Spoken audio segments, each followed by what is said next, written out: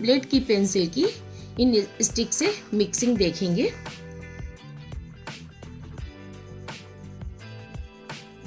ये हर स्कॉलर के लिए बहुत ही महत्वपूर्ण है, क्योंकि बच्चे काम करते हैं, उनको पेपर की नॉलेज नहीं होती है, मिक्सिंग की नॉलेज नहीं होती है, और पूरा ऐसे मिक्स करते हैं कि पेपर ही पूरा डिस्ट्रॉय हो जाता है, उसके ग्रेन्स फट जाते हैं। तो आप देखिए ये है।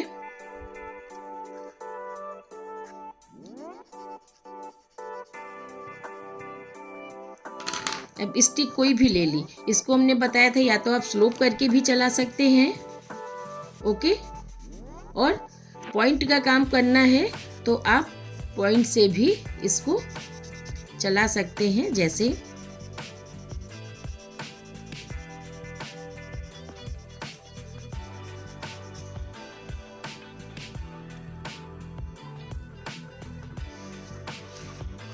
ये क्लियर हो रहा है। ये आई बॉल की कल बात मैंने आईज आपको बना करके बताई थी। आई बॉल की बात, अगर गोल सर्किल पे भी हम शेड दे रहे हैं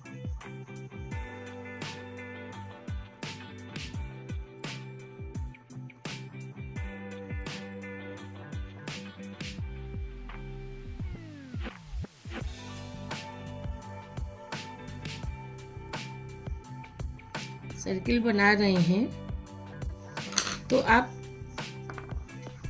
ये स्टिक लिया हमने और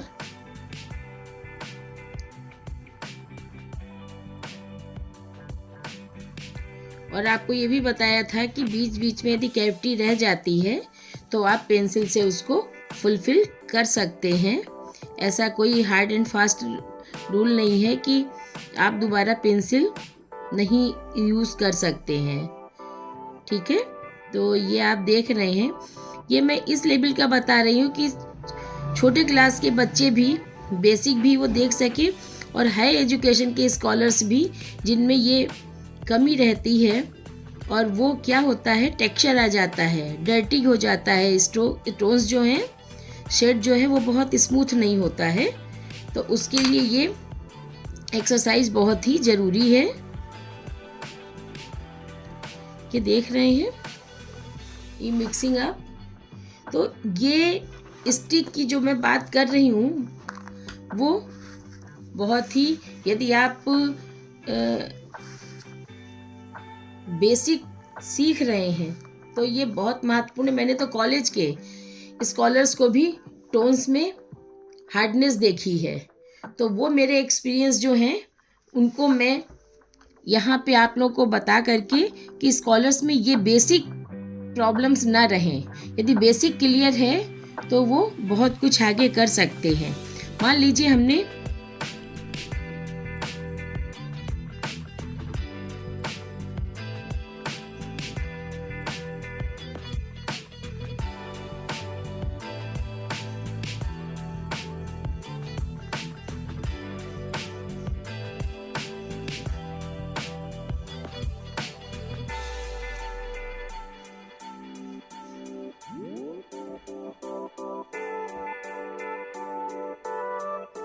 बहुत रफ बना के बता रही हूँ, जैसे आप लोग करते हैं ना, कैसे भी और किसी भी तरीके से आप पेंसिल उसमें चला देते हैं और फिर सोचते हैं ये स्मूथ क्यों नहीं आ रहा है, ड्राइंग भी गड़बड़ और टोन्स तो आते ही नहीं है सही। ये देख रहे हैं कैसे भी आप पेंसिल को चला रहे हैं। फिर यदि आप इसको मिक्स करेंगे तो ये सारे टेक्सचर आएंगे, वही आपको क्लियर कर रही हूँ मैं। अब इसको यदि टोन्स आप मिक्स कर रहे हैं तो ये टेक्सचर तो आएंगे ही। Texture in the sense cavity, ये जो बीच बीच में स्पॉट दिख रहे हैं ये स्मूथ, क्योंकि पेंसिल ही आपने ठीक से नहीं चलाई है। ड्राइंग तो बहुत सेकेंडरी है।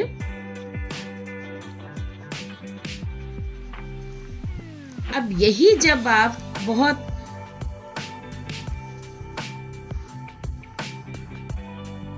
कोई बाउल बनाया,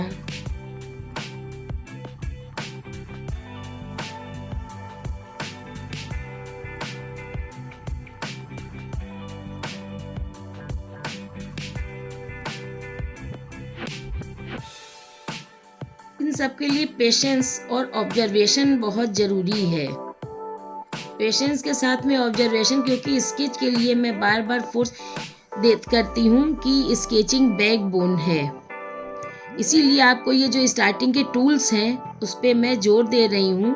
ये मुझे लगता है आपको बहुत मुश्किल से लोग बताते होंगे।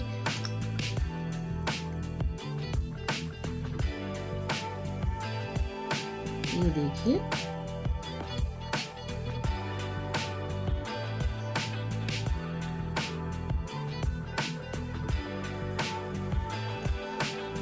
जो शेप है उसी के अकॉर्डिंग पेंसिल चलती है। इसमें आपने देखा ऊबड़ खाबड़ चला दी, जबकि गिलास गोल है, तो हमें इसी के अकॉर्डिंग चलानी चाहिए थी। तो जब हम किसी भी चीज़ से मिक्स करते हैं तो वो मिक्सिंग हमें परेशान नहीं करती है, कैविटी नहीं आती है, बीच में फिलिंग नहीं करनी पड़ती है।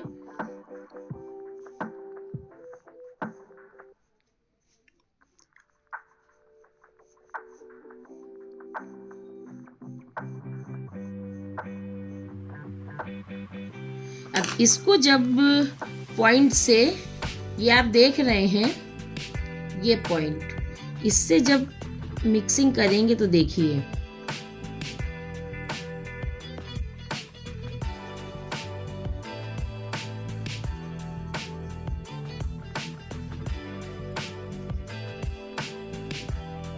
ये बहुत पावरफुल टूल्स है मिक्सिंग के लिए, और ये परमानेंट टूल्स है।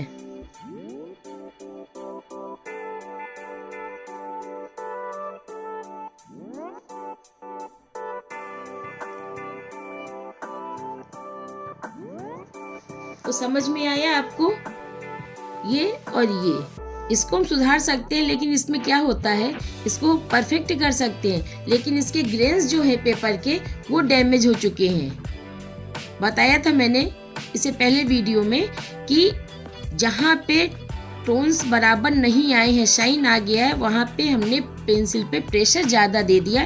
प्रेशर ज़्यादा देने से पेपर के टेक्सचर जो है वो डिस्ट्रॉय हो गए हैं, समझे। और जब टेक्सचर डिस्ट्रॉय हो जाता है तो वहाँ पे टोन्स जो हैं बराबर नहीं लगते हैं, और वो जो शेड है ना वो फ्रेश नहीं होता है, डर्टी हो जाता है।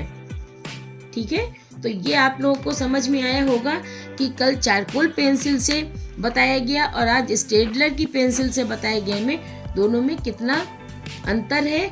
और स्टाइल वही है, पेंसिल चलाने का मूवमेंट जो आपका ऑब्जेक्ट है उसके अकॉर्डिंग ही चलेगी पेंसिल, लेकिन कैसे चलेगी, कितना प्रेशर देंगे, और प्लस इन स्टिक्स का क्या रोल है, वो सबसे मेन आपको बताना है कि इनका क्या रोल है पेंसिल्स के साथ में। ओके।